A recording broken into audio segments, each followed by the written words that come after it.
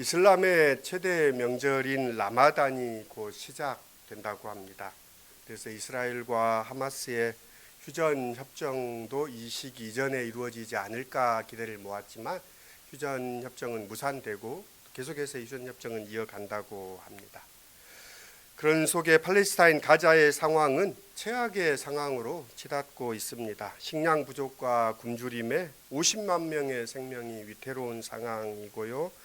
이래서 유엔과 미국은 식량을 공주행해서 투하하고 있지만 여전히 식량 상황은 악화되고 있습니다. 한 보건기구에 따르면 2주 내로 제대로 식량 공급이 되지 않으면 수천 명의 영아들이 사망할 것이라고 이렇게 예측하고 보도하는 것을 보았습니다. 이 무고한 죽음에 대해 과연 누가 책임을 질 수 있을까요? 피가 하나님께 호소한다라고 성서는 우리에게 말하는데 이 죄값을 어떻게 인류는 치를 수 있을까요? 이러한 이 고통의 땅 모순의 세상을 하나님은 사랑하신다라는 것이 성서의 메시지이니 우리는 이 세상의 고통에 아파하는 주님과 함께 아파하지 않을 수 없습니다. 또 이 세상의 불의에 대해 주님과 함께 분노를 느끼지 않을 수 없습니다. 평화의 왕이신 주님께서 이 땅에 평화를 주시기를 다시금 간구합니다. 또 아이들에게 제때의 영양분이 공급되어 하나님이 분부하신 생명을 이들도 꽃피우며 살 수 있기를 바랍니다. 예수께서 순환을 받고 죽임을 당할 것이라는 예고하셨다는 점에서 복음서는 모두 이를 동일하게 기록하고 있습니다. 하지만 예수께서 순환을 받고 죽임을 당할 것에 대한 예고는 공관복음서와 요한복음은 결을 달리합니다. 이런 관점에서 성서학자들은 요한복음을 공관복음서인 마태복음, 마가복음, 누가복음과는 다른 제4의 복음서라고 요한복음을 명명합니다. 공관복음서에는 가이사랴 빌립보에서 너희는 나를 누구라고 하느냐라고 예수께서 물으셨고 그에 대한 많은 대답이 있었고 그중에 베드로의 고백이 주는 그리스도이십니다. 하나님의 아들이십니다라는 이 고백 이후에 순환이 예고되고 또 이어지는 예루살렘에서의 사건으로 이 대단원의 막을 내립니다. 하지만 요한복음은 가이사랴 빌립보에서 예수께서 물으셨던 그런 장면이 등장하지 않습니다. 신앙 고백의 장소도 다르고 오히려 상황도 다릅니다. 요한복음은 오병이어의 기적을 행한 후에 많은 사람들이 예수를 추종하며 왕으로 사무를 했을 때 예수님은 물러나 숨으셨다가 다시 돌아오셔서 그 오병이어의 기적에 대해서 말씀하시면서 당신 자신이 하늘로서 온 떡이다라고 말씀하십니다. 그래서 나의 살을 먹고 영생을 얻게 된다라는 말씀을 들은 이후에 많은 사람들이 예수를 떠납니다. 그때에 예수께서 제자들에게 너희는 나를 누구라고 하느냐라고 묻지 않고 너희도 떠나려느냐라고 묻는 장면에서 신앙 고백이 나옵니다. 너희도 가려느냐라고 예수께서 물으실 때 베드로가 주님 우리가 누구에게로 가겠습니까? 영생의 말씀이 여기 있음에 주님이 거룩한 분이심을 우리는 믿고 알았습니다라는 것이 요한복음의 신앙 고백입니다. 요한복음의 신앙 고백의 정점은 부활 이후에도 등장하지요. 의심 많았던 도마가 주님을 향하여 나의 주, 나의 하나님이십니다라고 부활하신 예수님께 고백하는 장면으로 요한복음은 신앙 고백의 정점을 이룹니다. 순환에 대한 예고도 공관복음서와 달리 요한복음은 아예 서두부터 예수께서 십자가로 향하실 것임을 독자들의 눈을 돌리게 합니다. 요한복음 서두에 세상에 온 참빛 그러나 자기 백성이 영접하지 않았다라는 말씀으로 이미 순환에 대한 예고가 시작됩니다. 예수를 향하여 하나님의 어린 양이다라는 세례 요한의 증언도 예수가 당할 운명을 예견하게 합니다. 지난 시간에 보았던 하나님을 향한 그의 열의가 자신의 몸을 새로운 성전으로 드리게 될 것이다 라는 예고도 요한복음은 등장합니다. 그러니 요한복음은 감히 십자가형을 이미 일찌감치 염두에 두고 기록되어 있습니다. 심지어 요한복음은 예수가 죽는 것이 영광을 받는 것이다 라고 기록하면서 거듭거듭 예수는 영광을 받을 때가 이제 왔다라는 말씀도 요한복음 곳곳에서 우리가 읽게 됩니다. 오늘 사순절 네 번 주일 복음서 본문은 니고데모와의 대화의 결론 부분입니다. 니고데모가 어떻게 하면 다시 태어나겠습니까? 라는 묻는 질문에 요한복음의 저자가 제시하는 부록과 같은 본문이 오늘 본문입니다. 오늘 이야기는 모세가 광야에서 뱀을 든 것 같이라고 이야기 시작되는데요. 이스라엘의 광야에서의 경험입니다. 아득한 옛날이 되겠지요. 먼 옛날 이스라엘 백성이 애굽을 탈출하면서 가나안으로 가던 광야에서 발생했던 일입니다. 길이 험했는지 백성들의 불평이 정도를 넘어서서 모세를 원망하고 하나님을 원망했습니다. 그러자 하나님은 백성들 사이에 불뱀을 보냈고 많은 사람들이 물려 고통을 받고 또 죽음의 위기 가운데 처했습니다. 백성들은 자신의 잘못을 뉘우치고 모세에게 구해달라고 요청했을 때 하나님은 모세에게 명하여 뱀의 형상을 만들어 기둥 높은 곳에 매달아 이를 쳐다보게 하라, 바라보는 자는 살리라라는 일화를 들려줍니다. 모세는 그대로 행했고 모세가 만든 구리로 만든 뱀을 바라보았던 사람들은 살아났다라는 이야기가 민수기 21장에 등장합니다. 창세기 이야기에서 하와를 유혹하여 죽음으로 이끈 뱀은 광야의 이스라엘 백성에게도 죽음을 가져왔습니다. 땅에 있는 뱀은 죽음을 가져왔으나 장대에 들려 올려진 뱀은 생명을 가져왔습니다. 모세가 광야에서 뱀을 들었다라는 이 이야기를 오늘 요한의 저자는 예수가 십자가에 높이 달리셨다라는 것을 연상시키고 있습니다. 기둥에 매달린 구리뱀처럼 예수께서도 십자가에 달려 높이 들려지리라는 뜻입니다. 들린다라는 표현은 십자가에 달린다라는 표현에도 사용되고 예수께서 승천하셨다라는 용어에도 사용됩니다. 장대에 달린 구리뱀을 쳐다본 사람들이 죽음으로부터 건져내 살아난 것처럼 십자가에 달린 예수를 믿는 사람도 영생을 얻는다라는 것이 요한복음 저자가 우리에게 밝히는 진리입니다. 구리뱀을 장대에 매달아 높이 들린 이유는 누구든지 볼 수 있도록 하기 위함입니다.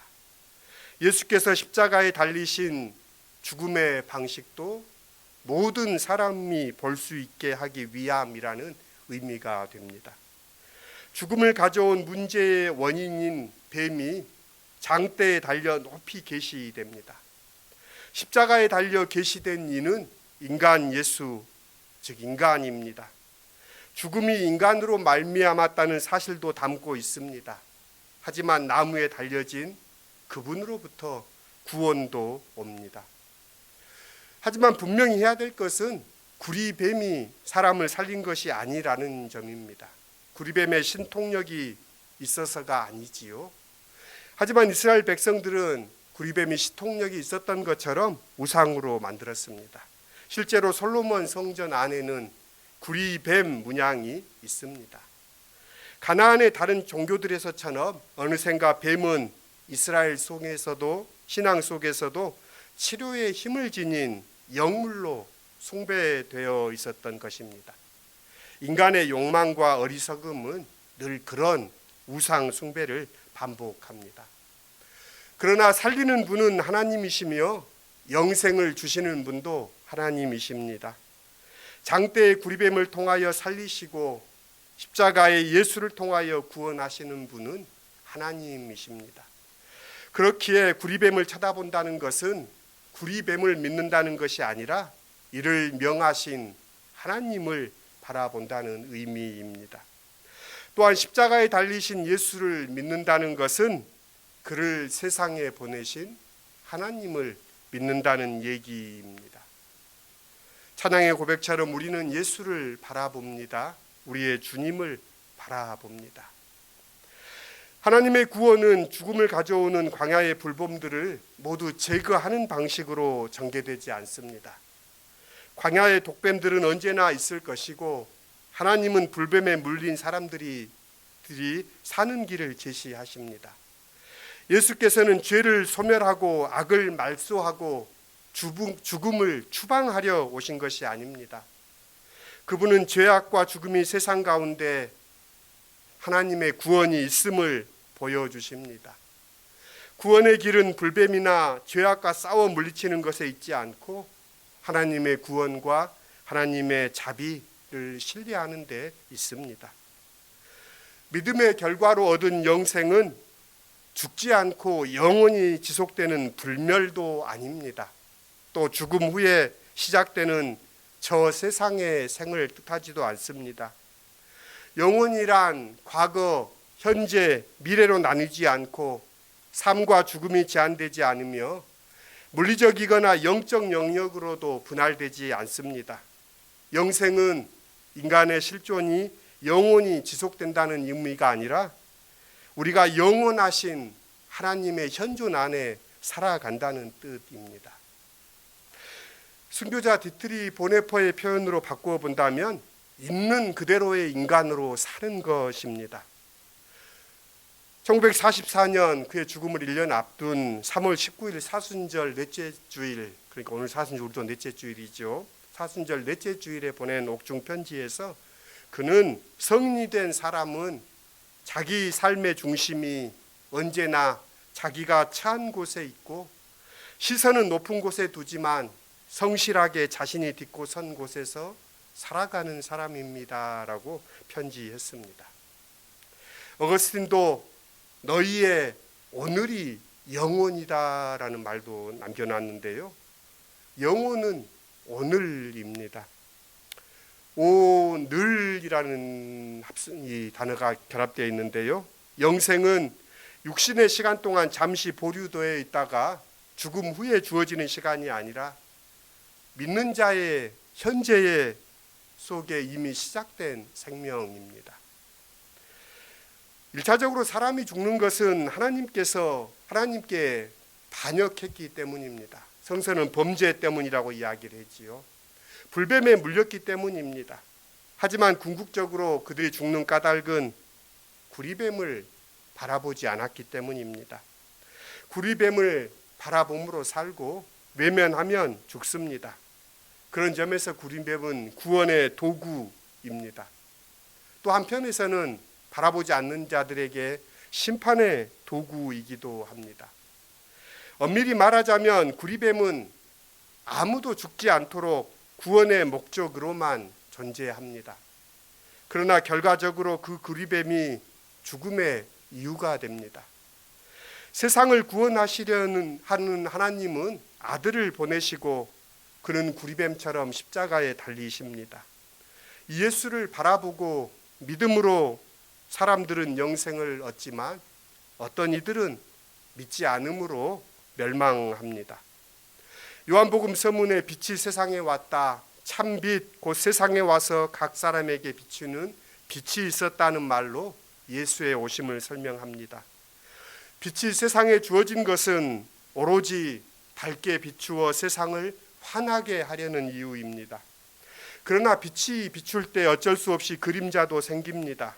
빛 때문에 그림자가 있게 된 건 분명하지만 빛이 존재하는 목적이 그림자를 드리기 위함은 아닙니다.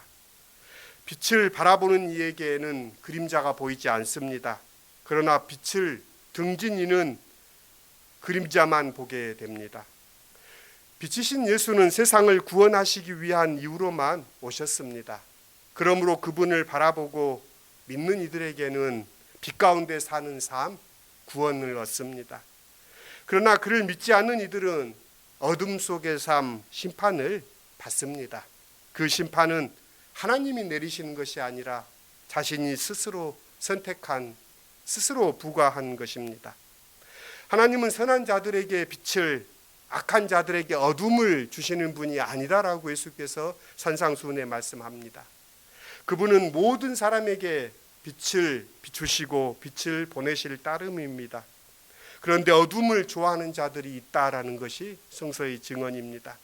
그들은 빛을 피하여 숨습니다. 어둠 속의 삶은 스스로에 부과한 심판입니다. 하나님이 그들을 정죄한 것이 아니라 그들 스스로 자신을 정죄한 것입니다. 반대로 어떤 이들은 빛이 비칠 때 즐거이 빛으로 나옵니다. 그들은 빛을 사랑하여 빛을 영접함으로 빛을 보내신 분을 믿는 이들입니다. 그들은 빛 가운데 사는 삶, 영생을 삽니다. 이것이 오늘 요한복음의 증언입니다. 죄인에게 하나님께서 빛을 비추시고 은혜를 베푸신다라는 사실이 그리스도교의 진리의 핵심입니다. 그러므로 하나님의 용서란 죄를 용서하심보다 더 근원적입니다. 죄인을 용서하심이 하나님의 사랑이요 하나님의 구원입니다. 심판을 받지 않는 것은 죄를 용서받아 죄가 없어졌기 때문이 아니라 여전히 죄인이지만 은총을 입었기 때문입니다. 이는 하나님이 모두에게 빛을 보내시는 이유이며 예수께서 십자가에 달리신 이유입니다. 하나님의 첫 번째 관심사는 세상입니다. 요한복음은 이를 증언합니다. 요한복음이 말하는 세상은 하나님에 의해 지음을 받았지만 하나님을 알지 못하는 이들을 가리킵니다. 그래서 세상은 예수를 미워했고 예수 따르는 자들을 박해했습니다. 그래서 세상은 진리의 영을 보지도 알지도 받아들이지도 못한다라고 요한의 저자는 증언합니다. 그 세상을 하나님이 사랑하십니다. 그러기에 세상이 하나님의 사랑을 받아들이는 것은 너무나 어렵습니다. 어쩌면 이는 힘으로도 되지 않고 능으로도 되지 않습니다. 오히려 사람들이 이를 억지로 하려 할 때 더 큰 후유증을 남겼던 역사를 우리는 압니다. 오늘 마음으로 읽는 글에 황동규 시인의 더딘 슬픔이라는 시를 실었는데요. 봄이 와도 잎 피지 않는 나무까지 중력마저 놓치지 않으려 쓸쓸한 소리 내듯이 너무 더디게 가는 봄이라고 시인은 노래합니다. 슬픔이 더디게 가는 것처럼 봄이 더디게 간다라고 시인은 노래합니다. 하나님의 사랑은 참으로 너무나 더디게 이 세상을 변화시키는 것 같습니다. 하나님의 구원은 너무나 더디게만 우리에게 느껴집니다. 그러나 하나님의 사랑은 계속해서 이 세상 가운데 다가오고 계십니다. 하나님은 세상을 사랑하셔서 세상을 구원하시고자 아들을 보내셨습니다. 예수께서는 세상 죄를 지셨고 세상에 생명을 주셨으며 세상을 위한 구원자가 되십니다. 바울은 우리가 아직 죄인 되었을 때에 그리스도께서 우리를 위하여 죽으셨고 이리하여 하나님께서는 우리에 대한 자기의 사랑을 확증하셨다라고 말합니다. 아들을 보내시고 십자가에 달리게 하신 것도 세상을 사랑하여 세상을 위한 것이었으니 하나님의 최고 관심사는 이 세상이라는 말이 100번 옳습니다. 이는 하나님의 우선적 관심이 믿는 사람들 교회만이 아니라 주님은 우리 안에 들지 않은 양에도 관심이 많습니다. 주님의 관심은 온 세상입니다. 바울 사도는 에베소에 보낸 편지에서 이 부분을 다음과 같이 표현합니다. 여러분도 전에는 허물과 죄로 죽었던 사람들입니다. 그때 여러분은 허물과 죄 가운데에서 이 세상의 풍조를 따라 살았고 공중의 권세를 잡은 통치자 곧 지금 불순종의 자식들 가운데서 작용하는 영을 따라 살았습니다. 우리는 모두 전에는 그들 가운데서 육신의 정욕대로 살았고 육신과 마음이 원하는 대로 행하였으며 나머지 사람들과 마찬가지로 진노의 자식이었습니다. 그러나 하나님은 자비가 넘치는 분이셔서 우리를 사랑하시는 그 큰 사랑으로 말미암아 죄로 죽은 우리를 그리스도와 함께 살려주셨습니다. 여러분은 은혜로 구원을 얻었습니다. 우리는 하나님의 작품입니다. 선한 일을 하게 하시려고 하나님께서 그리스도 예수 안에서 우리를 만드셨습니다. 하나님께서 이렇게 미리 준비하신 것은 우리가 선한 일을 하며 살아가게 하려 하시는 것입니다. 우리가 그분의 각별한 사랑 속에 있다는 것은 틀림없는 사실입니다. 하지만 세상을 구원하려고 아들을 보내신 하나님은 똑같은 목적을 이루기 위해 우리를 다시금 세상으로 보내신다는 사실입니다. 하나님의 구원은 불뱀들이 판치는 세상으로부터 당신의 자녀들을 벗어나게 하는 방식으로 임하지 않습니다. 예수께서 드리셨던 기도처럼 우리를 세상에서 데려가려 함이 아니라 세상 가운데 악으로부터 보호해 달라는 것입니다. 하나님은 당신의 사랑을 받는 자들을 세상 속으로 보내셔서 세상을 구원하려 하십니다. 죽음이 일어나는 현장 한가운데야말로 하나님의 사랑이 드러나는 곳입니다. 예수께서는 십자가의 길, 높이 들리는 그 고통과 죽음의 길을 걸어가십니다. 예수의 십자가는 온 세상을 비추는 빛이 되십니다. 그 빛을 기뻐하는 여러분, 우리가 죄를 짓지 않아서가 아니라 죄인인 우리를 사랑하시는 하나님의 사랑이 우리를 영생의 삶으로 초대하셨습니다. 그 영생의 삶이 우리를 다시금 세상 가운데로 보내십니다. 하나님의 사랑이 길이 되어 예수께서 이 땅에 오셨고, 예수의 그 사랑이 길이 되어 십자가의 길을 내셨고, 우리는 십자가의 길로 난 그 길을 따라 부활의 삶, 영생의 삶을 맞게 될 것입니다. 그 세상에 예수를 보내주셨던 것처럼 주님은 다시금 우리를 세상 가운데로 보내십니다. 우리도 주님을 따라 그 주님과 영생의 길을 함께 걷는 우리가 될 수 있기를 빕니다. 함께 침묵으로 기도하십시다. 주님의 십자가는 부적이 아닙니다. 영험한 주술도 아닙니다. 주님을 바라본다는 것은 주님께서 가신 그 길을 걸어간다는 의미입니다. 예수는 우리의 경배를 요구하는 분이 아닙니다. 나를 따르라라고 말씀하십니다. 인자도 들려야 하리라. 주님께서 걸어가신 그 길을 걸을 수 있는 믿음을 우리에게 허락하여 주십시오. 하나님 아버지께서 사랑하신 세상, 하나님을 거부하시는 세상 가운데 하나님의 사랑의 삶의 징표가 되셨던 예수님, 우리도 이 세상 속에 하나님의 사랑의 징표가 될 수 있도록 우리를 이끌어 주십시오. 영생은 오늘을 사는 것입니다. 오늘을 영원한 생명 안에 사는 시온의 지체들이 되게 해 주십시오.